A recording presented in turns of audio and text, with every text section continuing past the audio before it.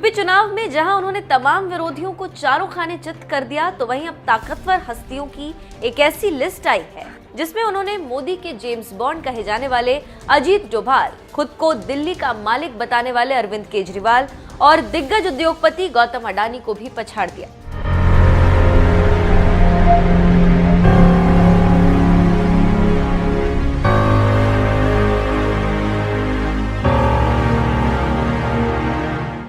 गुंडे बदमाशों के खिलाफ जीरो टॉलरेंस की नीति अपनाने वाले योगी आदित्यनाथ की छवि एक सख्त मिजाज वाले मुख्यमंत्री के रूप में बन गई। उनकी सरकार गुंडे माफियाओं की अवैध संपत्तियों पर सीधे बुलडोजर चलाने की नीति पर चलती और यही वजह है कि उन्हें अब तो बुलडोजर बाबा भी कहा जाने लगा। इतना ही नहीं, इस बार का यूपी चुनाव जीतकर लगातार दूसरी बार मुख्यमंत्री बनने वाले योगी आदित्यनाथ अब देश की राजनीति में भी एक दमदार और ताकतवर शख्सियत बनकर उभरे। यही वजह है कि इंडियन एक्सप्रेस ने 100 सबसे ताकतवर हस्तियों की लिस्ट जारी की, तो यूपी के मुखिया योगी आदित्यनाथ को अजीत डोभाल, अरविंद केजरीवाल और गौतम अडानी से भी ऊपर रखा।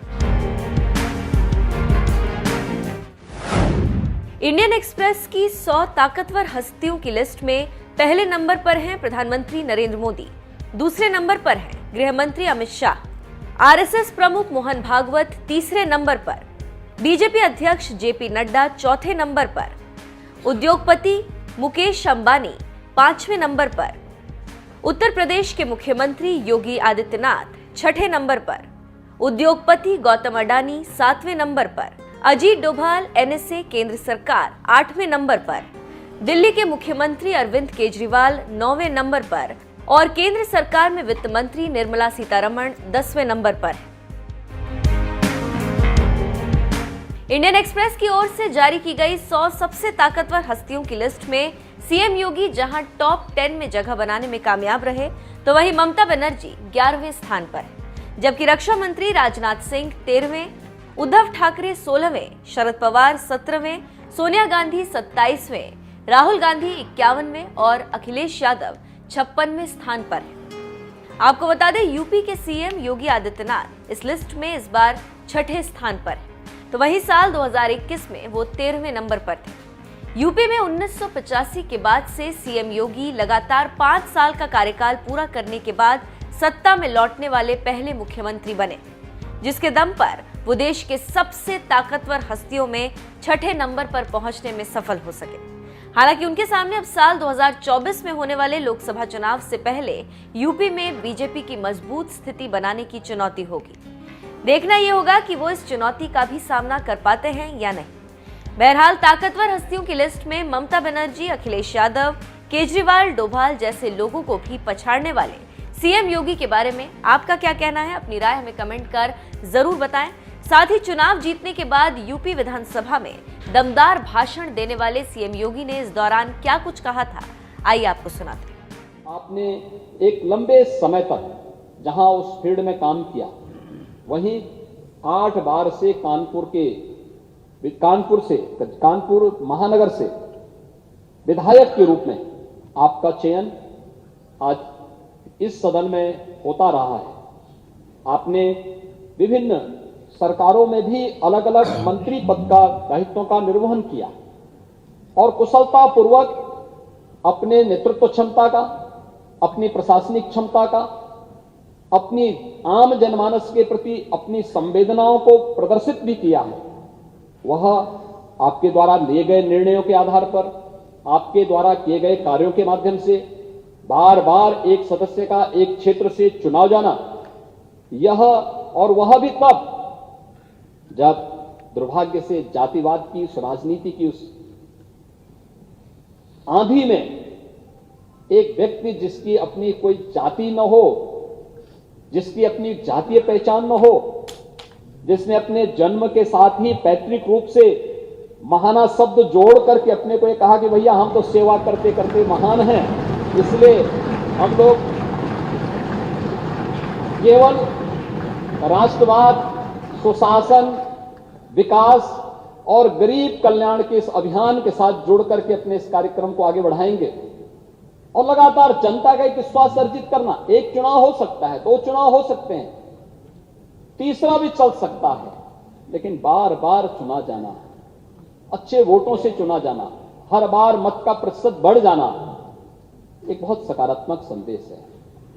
और पिछली सरकार में मुझे उस सरकार को भी नेतृत्व देने का सौभाग्य प्राप्त हुआ था।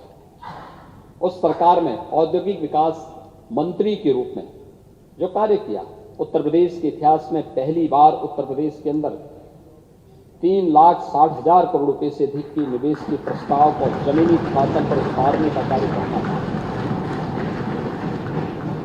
लाखों नौजवानों को नौकरी और रोजगार के साथ जोड़ने, उनके जीवन को उज्जवल भविष्य की ओर अग्रसर करने में जो योगदान दिया गया, कानपुर के विकास के साथ साथ उत्तर प्रदेश के समग्र विकास के लिए जो सकारात्मक भूमिका आपकी थी, डिफेंस कॉरिडोर आदरणीय प्रधानमंत्री जी की मंशा के अनुरूप उत्तर प्रदेश के अंदर स्थापित हो और इसके लिए 6 नोड पर कार्य तेजी से हो।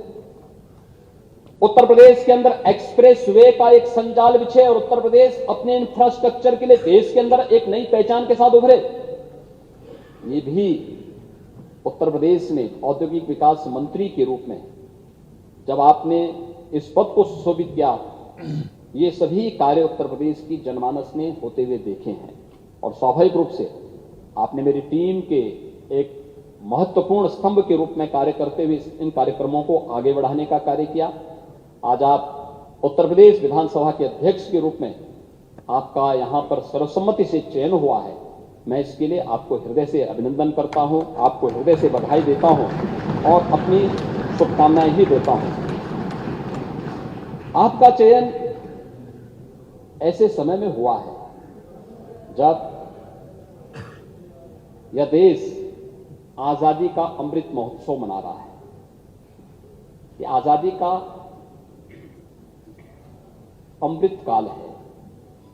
अमृत काल के लिए प्रधानमंत्री जी ने आगामी 25 वर्षों के लिए कुछ लक्ष्य निर्धारित किए हैं देश के अंदर। और देश के लिए जब कोई लक्ष्य निर्धारित हो तो देश की सबसे बड़ी आबादी के राज्य के लिए तो उन लक्ष्यों को प्राप्त करना और भी महत्वपूर्ण हो जाता है। क्योंकि अगर भारत को समयबद्ध ढंग से उन लक्ष्यों को प्राप्त करना है तो उसमें अग्रणी भूमिका के रूप में उत्तर प्रदेश को आना ही होगा। उत्तर प्रदेश की सबसे बड़ी भूमिका होनी ही चाहिए, क्योंकि सबसे बड़ी आबादी का राज्य है। 25 करोड़ की आबादी देश के अंदर अन्य किसी भी राज्य को हम देखेंगे तो उसकी आबादी उत्तर प्रदेश की आधी से कम ही है।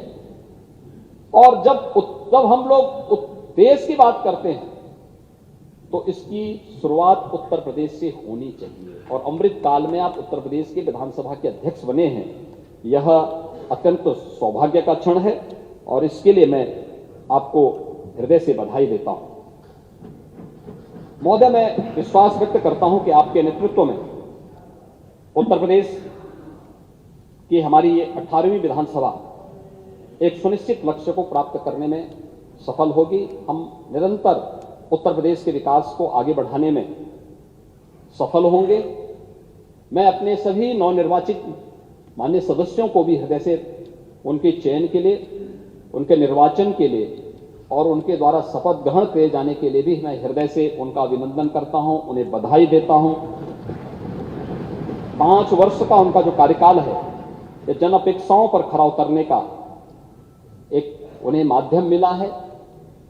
अगर शासन की योजनाओं को समयबद्ध ढंग से वे आम जनमानस तक पहुंचाने में सफल होंगे तो आपकी तरह वे भी बार बार चुने जाएंगे और इन्हीं में से कोई सदस्य एक दिन उस पद को सुशोभित करके फिर से अध्यक्ष पद को आगे बढ़ाने का कार्य करेगा। ये जानने का, सीखने का, क्योंकि सदन की परंपराएं तो हम लोग परंपरागत रूप से आगे बढ़ाते हैं। जो कुछ भी हम सीखते हैं, जानते हैं, संसदीय कार्यों के माध्यम से जो कुछ भी अनुभव हमारे सामने आता है, वही परंपराएं आगे बढ़ती हैं और सदन की परंपराएं इसी रूप में आगे बढ़ती रहेंगी।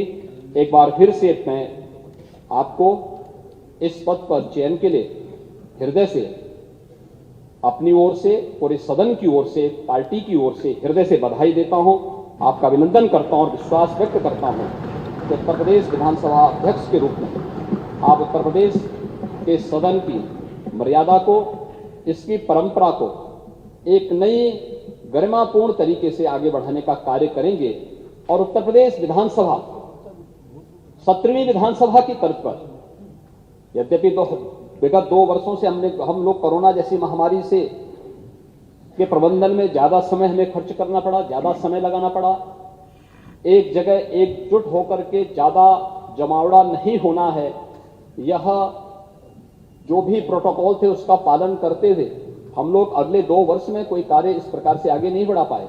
लेकिन समय समय पर राज्य के हित के लिए, 25 करोड़ जनता के हित के लिए और देश और दुनिया से जुड़ी हुई उन महत्वपूर्ण मुद्दों को लेकर के चर्चा परिचर्चा का एक माध्यम हमारा इस सदन बनेगा, इस विश्वास के साथ मैं एक बार फिर से आपके प्रति हृदय से बधाई देता हूं, आपकी उज्जवलमय भविष्य की कामना करता हूं और विश्वास व्यक्त करता हूं कि आपके नेतृत्व में यह सदन अपनी उच्च परंपराओं को आगे बढ़ाने का कार्य करेगा।